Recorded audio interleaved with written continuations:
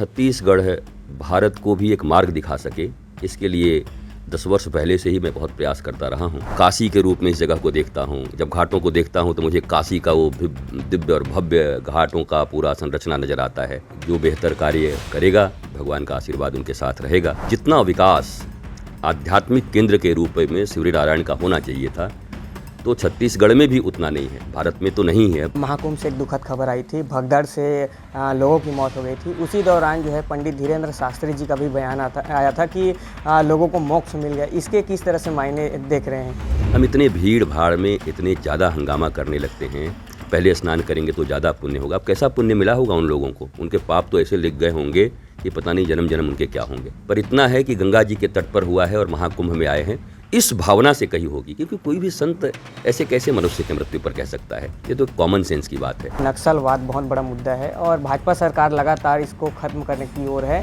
उनके लिए सरकार, समाज, संत सब मिलकर के काम करेंगे, कर रहे हैं और इस समस्या का समाधान होगा। हम आध्यात्मिक रूप से समृद्ध हों, चेतना का विकास हो, ऊर्जा को समझ सकें, इसके लिए हमने काम नहीं किया। तो हमने सनातन विश्वविद्यालय बनाने का निर्णय लिया, सनातन शिशुशाला, पर हमने पूरे वायुमंडल को करप्ट कर दिया।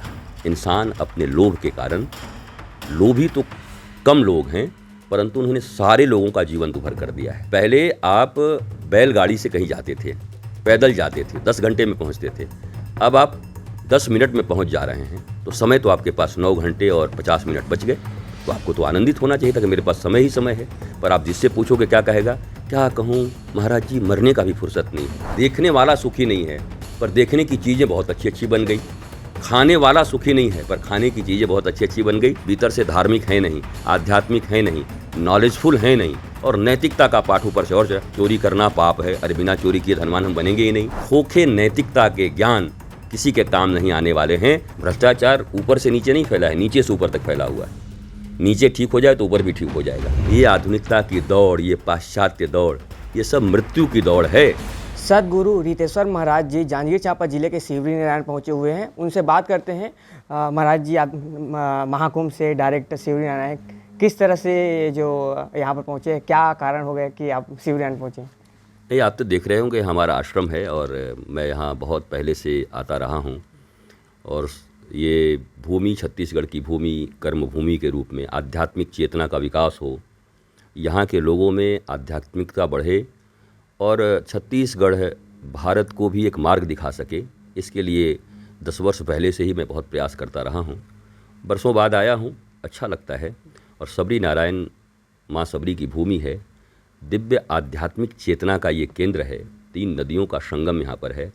एक संगम महाकुंभ में स्नान करके आया तो हमारी इच्छा हुई कि अपना आश्रम वहाँ पर भी है, तो आएँ इस संगम में भी स्नान करें। और माघी पूर्णिमा का स्नान हमने यहाँ पर किया और बड़ी चेतना के स्तर पर बड़ी लाभ हुआ। तो आनंद है।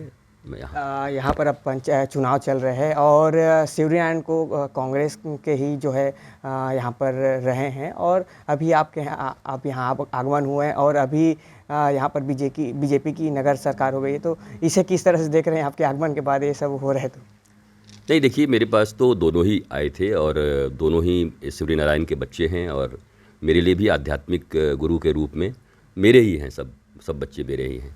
और मैंने कहा कि जो बेहतर कार्य करेगा, भगवान का आशीर्वाद उनके साथ रहेगा। और यहाँ पर मुझे लगता है कि चूँकि मेरा यहाँ आश्रम है, तो मैंने यहाँ जो घाट इत्यादि बने हैं, कहीं पिछली बार अच्छे कुछ विकास हुए थे, तो और भी विकास आगे बढ़े। मैं इसको एकदम काशी के रूप में इस जगह को देखता हूँ। जब घाटों को देखता हूँ तो मुझे काशी का वो दिव्य और भव्य घाटों का पूरा संरचना नज़र आता है। जब मैं स्नान करने गया था तब भी देखा, और मेरे मन में एक परिकल्पना है कि जितना विकास आध्यात्मिक केंद्र के रूप में शिवरीनारायण का होना चाहिए था, तो छत्तीसगढ़ में भी उतना नहीं है, भारत में तो नहीं है। भारत में, ये भारत के स्तर पर ही नहीं, पूरी दुनिया के स्तर पर, क्योंकि भगवान राम के वनगमन के क्षेत्र में ये आता है और यहाँ बहुत आध्यात्मिक चेतना है। आप अगर आध्यात्मिक मनुष्य हैं और कभी किसी दूसरे क्षेत्र से अचानक यहाँ पर आ जाएं, तो आप बढ़ी हुई ऊर्जा को पा सकते हैं, ये तो मैं जानता हूँ। तो इस क्षेत्र का विकास हो और भारत के मानचित्र पर, मानस पटल पर ये आगे आए, पर्यटन के रूप में केवल नहीं बल्कि आध्यात्मिक चेतना के विकास के रूप में इसका नाम हो और यह पूरे विश्व में जाना जाए, इसके लिए मेरे हृदय में एक इच्छा उत्पन्न हुई है। और मुझे लगता है कि सरकार और यहाँ के समाज, यहाँ के लोग और मेरी भी बहुत हार्दिक इच्छा है कि इसका विकास हो, जहाँ से लोग आध्यात्मिक चेतना संपन्न होकर के जाएं। इसके लिए मैं काम करूँगा यहाँ। महाकुंभ से एक दुखद खबर आई थी, भगदड़ से लोगों की मौत हो गई थी। उसी दौरान जो है पंडित धीरेन्द्र शास्त्री जी का भी बयान आया था कि लोगों को मोक्ष मिल गया। इसके किस तरह से मायने देख रहे हैं?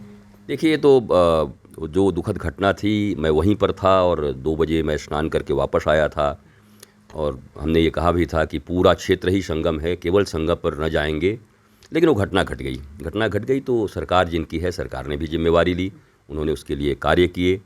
जिन लोगों ने पीछे रह कर के भी धक्का देकर आगे स्नान करने का प्रयास किया होगा, पुण्य तो उन्हें नहीं ही मिला होगा, बल्कि उन लोगों के मृत्यु का पाप जरूर ओले गए होंगे। और भारत में और दुनिया में इस बात को लोग सदा याद रखेंगे और आगे याद रखें, चेतना ले इससे कि आपका पुण्य इसमें है, परहित सरिस धर्म नहीं भाई।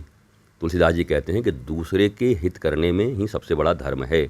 अष्टादश पुराणेषु व्यासस्य वचनम द्वयम, परोपकाराय पुण्याय पापाय पर पीड़नम। हम इतने भीड़ भाड़ में इतने ज़्यादा हंगामा करने लगते हैं, पहले स्नान करेंगे तो ज़्यादा पुण्य होगा। अब कैसा पुण्य मिला होगा उन लोगों को? उनके पाप तो ऐसे लिख गए होंगे कि पता नहीं जन्म जन्म उनके क्या होंगे। एक बयान उस समय आया था, तो समयोचित बयान नहीं होगा, ऐसा कह सकते हैं। क्योंकि कोई भी संत आध्यात्मिक व्यक्ति किसी की मृत्यु पर कोई आह्लाद तो हो नहीं सकते, खुशी तो हो नहीं सकते।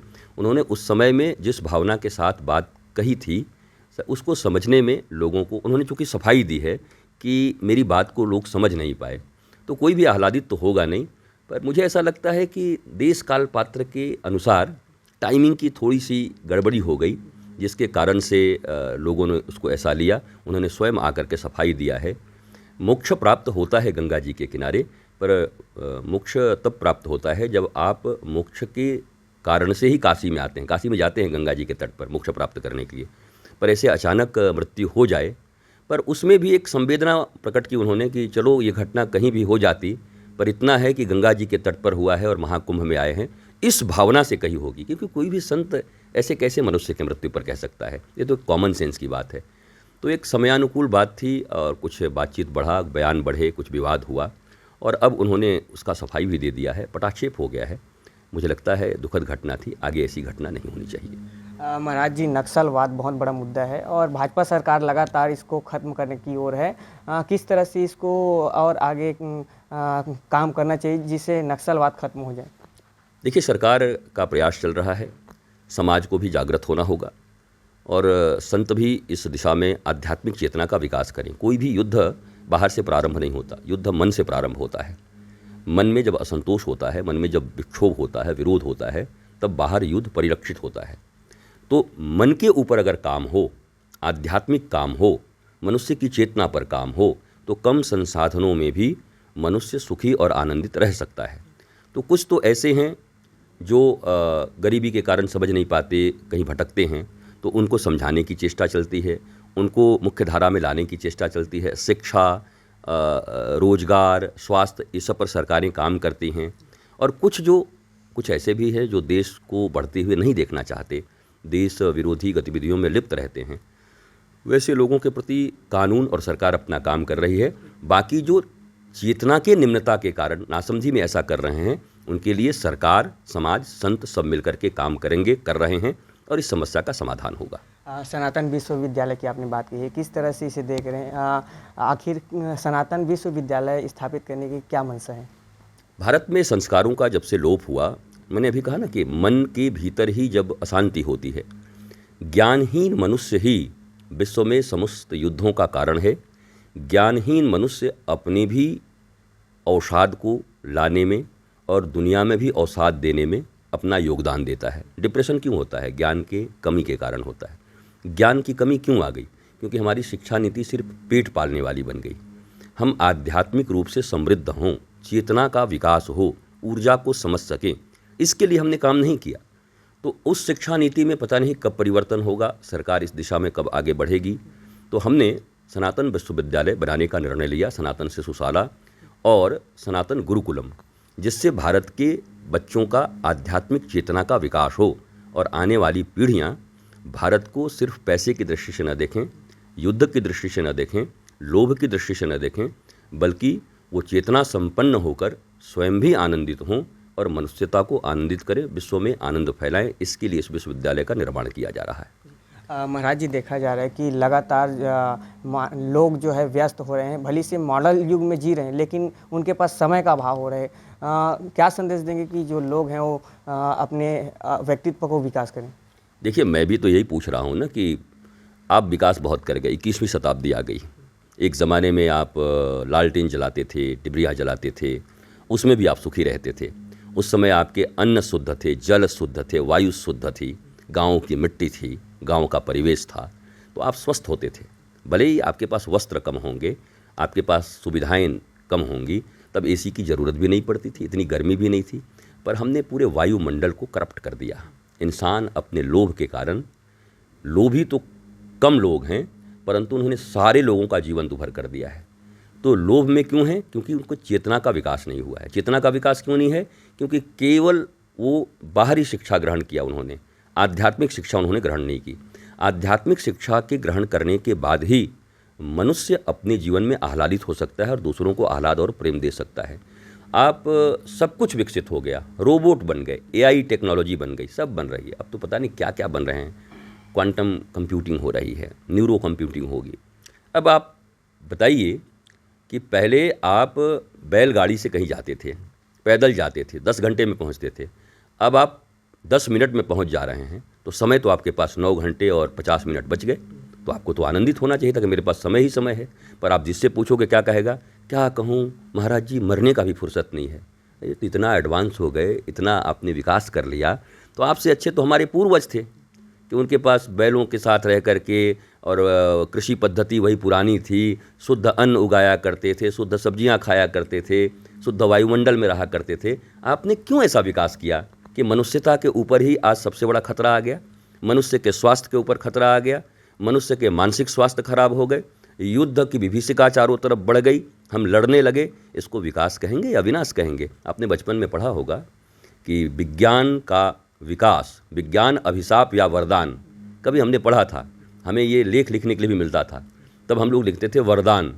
पर अब तो ऐसा लगता है कि मनुष्य की चेतना का अगर विकास न हुआ हो तो बाहरी विज्ञान मनुष्य के विनाश का कारण बनता है, और मनुष्य के अगर चेतना का और ज्ञान का विकास हुआ हो तो बाहरी विज्ञान उसके आनंद और आह्लाद का कारण बनता है।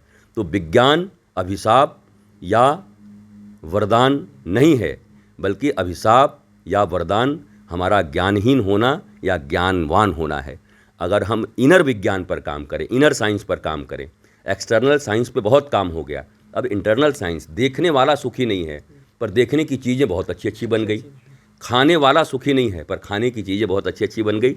खाने वाला इतने से चावल खा के भी आनंदित महसूस कर सकता है, सुदामा के तंदुल खा के भी भगवान खुश रह सकते हैं। तो हम उस मन का विकास क्यों नहीं करते, उस चेतना का विकास क्यों नहीं करते कि कम संसाधनों में भी मिलजुल करके गाँवों में जैसे रहते थे, हम वैसे भारत का निर्माण करना चाहते हैं। ये आधुनिकता की दौड़, ये पाश्चात्य दौड़, ये सब मृत्यु की दौड़ है। और आप ये निश्चित समझिए कि सनातन विश्वविद्यालय आधुनिक विज्ञान और प्राचीन वैदिक सनातन संस्कृति का फ्यूजन होगा, समन्वय विद्या पद्धति होगी। सा विद्या या विमुक्तये, विद्या वो है जो मनुष्य को मुक्ति प्रदान करती है जीते जी।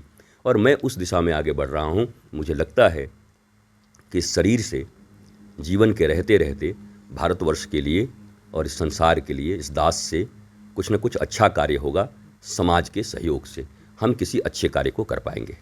महाराज जी, एक आखिरी सवाल, जैसे मानव जीवन की बात करें तो लगातार नैतिकता खत्म हो रही है और युवा पीढ़ी जो है नशाखोरी की ओर आगे बढ़ रहे हैं, किस तरह से उन्हें संदेश देना चाहेंगे? देखिए, नैतिकता शब्द किसको बोलते हैं? नीति शब्द से आया है नैतिकता।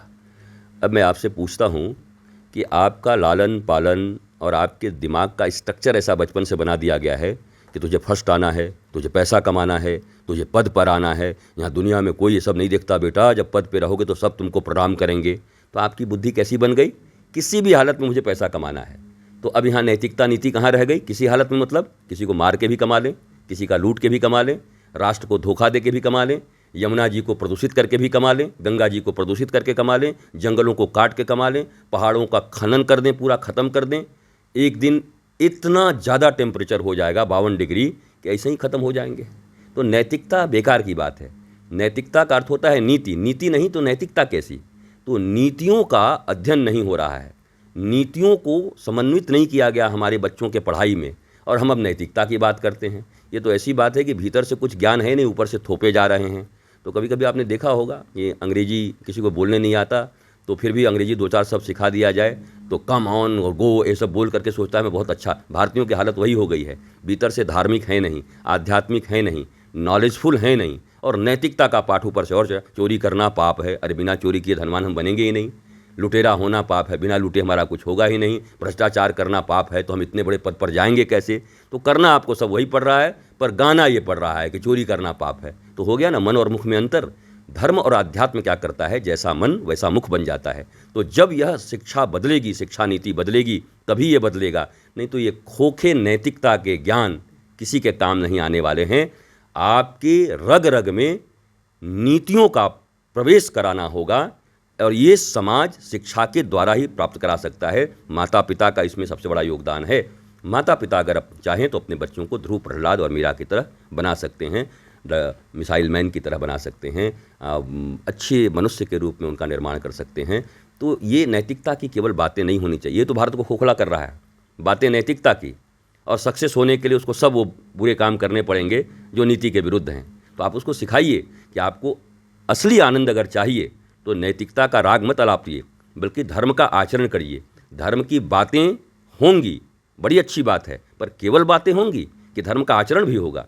तो धर्म का आचरण जब मनुष्य के जीवन में आएगा, वो भी शिक्षा के माध्यम से आएगा। बच्चों को प्रारंभ से 16 संस्कार दिए जाएंगे, 64 कलाओं में उनको पारंगत किया जाएगा, तब इस देश का, मनुष्यता का मंगल हो सकता है। ऐसे नैतिकता का ज्ञान खोखा नारा भर होगा, राजनीतिक नारा की तरह। देश के लिए एक बड़ी चुनौती भ्रष्टाचार भी है। भ्रष्टाचार नीचे से ऊपर तक पूरा फैला हुआ है, किस तरह से इसे देख रहे हैं? भ्रष्टाचार ऊपर से नीचे नहीं फैला है, नीचे से ऊपर तक फैला हुआ है। नीचे ठीक हो जाए तो ऊपर भी ठीक हो जाएगा। चुनाव इत्यादि होते हैं, आप भी तो बहुत समझदार हैं। तो चुनाव के पहले मतदाता को क्या दिया लिया जाता है, क्या करते हैं वो? तो भ्रष्टाचार कहाँ से शुरू हुआ? आप अगर लेना स्वीकार नहीं करें तो देने वाला दे के बोले हाँ भैया आपको वोट चाहिए, आपने क्या किया मैं जानता हूँ, अगर मेरे यहाँ का विकास आप करोगे मैं जानता हूँ, आप चरित्रवान आदमी हो तो वोट दे दो। बोला तुम चरित्रवान रहो, तुम जैसे भी रहो, पहुँचाया कि नहीं, और नहीं पहुँचाओगे तो नहीं मिलेगा। तो हम भ्रष्टाचार कर रहे हैं कि ऊपर से भ्रष्टाचार हो रहा है? तो भ्रष्टाचार नीचे से है, और सफाई भी नीचे से ही हो सकती है, और ये चेतना के विकास से होगा, और ये शिक्षा के नीतियों में बदलाव से होगा। इसी के लिए सनातन विश्वविद्यालय, श्री विश्वविद्यालय शिशुशाला का निर्माण किया जा रहा है। तो आपने सुना वृंदावन के रितेश्वर महाराज जी हैं, उन्होंने कई मुद्दे पर बात की है। प्रकाश साहू, विस्तार न्यूज़, जांजगीर।